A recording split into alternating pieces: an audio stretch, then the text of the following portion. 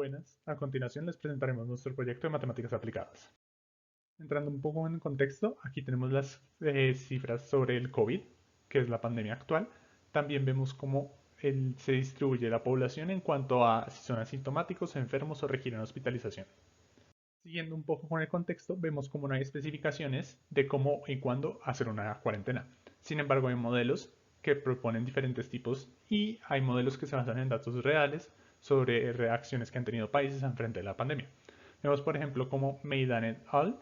Plantean varios tipos de cuarentenas, entre ellos una cuarentena alternante donde se divide la población en dos y se sale de forma alternante sin mezclar las dos poblaciones. Y como ellos dicen que esta es más efectiva que, por ejemplo, cuarentenas intermitentes por intervalos de tiempo. También vemos cómo hay modelos que toman datos de países como Nigeria, en donde hubo un bajo número de casos iniciales, y el objetivo de estos modelos es comprobar si este número bajo de casos es dado por la respuesta pronta que tuvo el gobierno o si simplemente se debe al número alto de asintomáticos. En base a eso, llegamos a la pregunta de investigación, que es que si se establecen tres tipos de cuarentenas, la cantidad de infectados al final de la pandemia es significativamente diferente entre los tres tipos, qué método es más significativamente efectivo, y nuestra hipótesis es que la que mayor tendrá una efectividad es la cuarentena estricta, y entre las intermitentes es aquella que se basa en el número de infectados, ya que a diferencia del método de intervalos de tiempo, este método no es arbitrario y tiene en cuenta el comportamiento del modelo. Presentaremos entonces el modelo matemático con sus supuestos, el modelo y los parámetros. Para poder responder la pregunta de investigación, se planteó un mismo modelo para cada patrón de cuarentena. Este será un modelo seguir con inmunidad total de recuperados, donde un individuo susceptible se contagia de la enfermedad cuando entra en contacto con un individuo expuesto o infectado y se convierte en expuesto. Después de un periodo de incubación se vuelve infectado y luego de otro periodo de tiempo se recupera y se vuelve inmune. Para los supuestos del modelo se plantearon que los susceptibles solamente se contagiarán cuando entren en contacto con los infectados o los expuestos por la ley de acción de masas. Los susceptibles que se contagien pasarán a ser expuestos y estos tendrán una fuerza de contagio menor con un factor alfa. Mientras que las cuarentenas solamente afectarán la cantidad de susceptibles del sistema y en consecuencia al N total. Y por último, no habrá nacimientos ni muertes en todo el modelo. Los resultados del modelo se obtendrán para el departamento de Córdoba, por lo que se utilizará una cantidad de habitantes correspondiente al de este departamento. Igualmente, para estimar la tasa de transición y la tasa de contactos, se hizo un ajuste de las ecuaciones con los datos reales tomados del Instituto Nacional de Salud para el primer pico de la pandemia.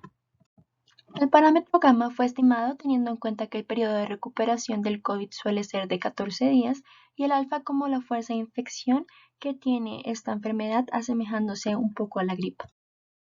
Para responder a la pregunta se establecieron tres tipos de cuarentena y se tuvo en cuenta que bajo esta solo va a salir el 2% de la población. En una cuarentena estricta esta empezará del primer día de la simulación hasta el final y en una intermitente por tiempo va a ocurrir por intervalos de 2 semanas, donde 2 semanas hay cuarentena y las siguientes 2 semanas no. Y en una intermitente por umbrales, la cuarentena va a empezar cuando la cantidad de infectados supera 11.500 personas y se va a quitar cuando baje por debajo de 5.000. La cuota superior de 11.500 se obtuvo de la capacidad hospitalaria del departamento de Córdoba, ya que con esta cantidad se espera una ocupación total de camas UCI. Simulaciones. Para la cuarentena estricta se observa que hay un único pico, el cual llega a su valor máximo alrededor del día 150 y termina después del día 260. Se puede observar que para este modelo el pico máximo alcanza un valor cercano a 6.000 personas y que en total se alcanzan a contagiar 29.000 personas.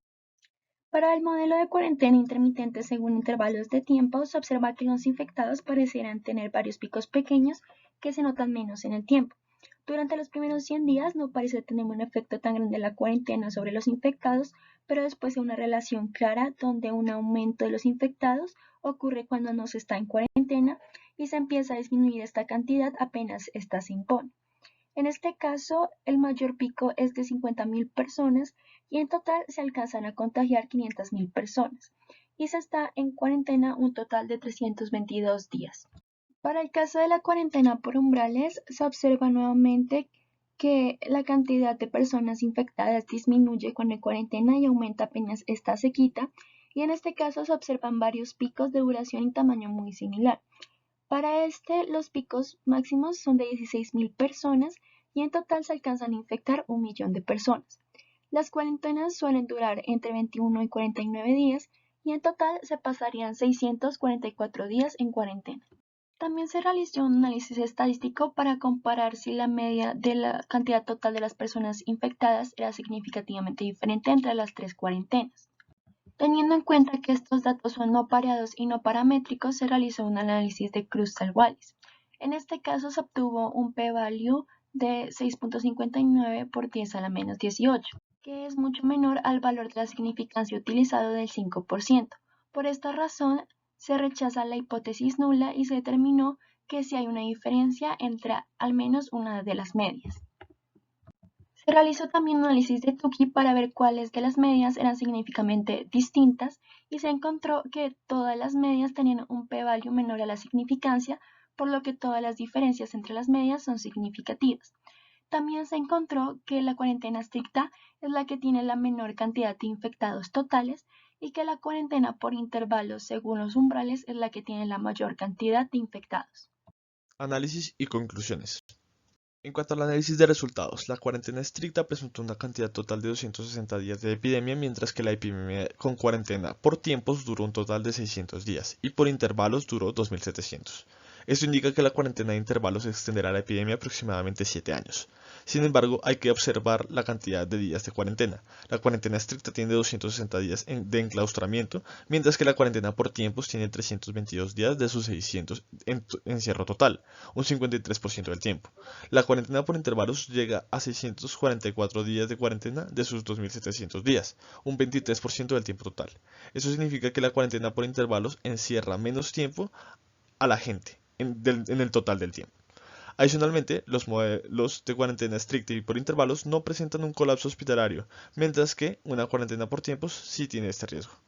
Todos los modelos presentan ventajas y desventajas. El modelo de cuarentena estricta prioriza la estabilidad del sistema sanitario en detrimento de la economía, mientras que el modelo de cuarentena por tiempos prioriza la economía al ser más laxos con el tiempo total de la epidemia y permitir un flujo de la economía constante, aunque tiene asociado un riesgo de colapso hospitalario. El modelo de intervalos es un punto medio entre ambos, ya que asegura no colapsar el sistema de salud y tiene asociado un tiempo de cuarentena en porcentaje menor. Esto quiere decir que dependerá de las prioridades que tengan las autoridades como el gobierno o las autoridades sanitarias para poder establecer una u otra cuarentena dependiendo de las prioridades que se tengan. Por último, nuestro modelo es bastante robusto al realizar varias simulaciones, modificando el parámetro de contactos con la distribución normal y realizando el análisis estadístico. Respondiendo a la pregunta de investigación, vemos cómo las simulaciones muestran que la cuarentena más efectiva es la de estricta en términos de número de contagios. También vemos cómo entre las tres hay diferencias significativas.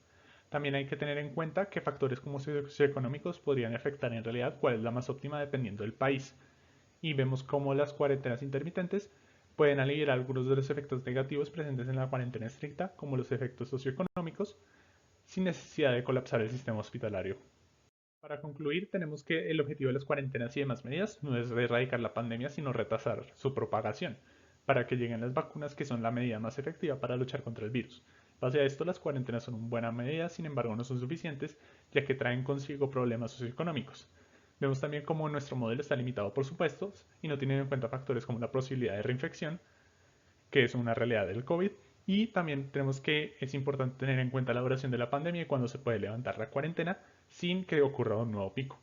Por último, vemos que el modelo presenta una alta sensibilidad, ya que muchos factores y parámetros pueden alterar los resultados, como lo son los umbrales y los intervalos de tiempo.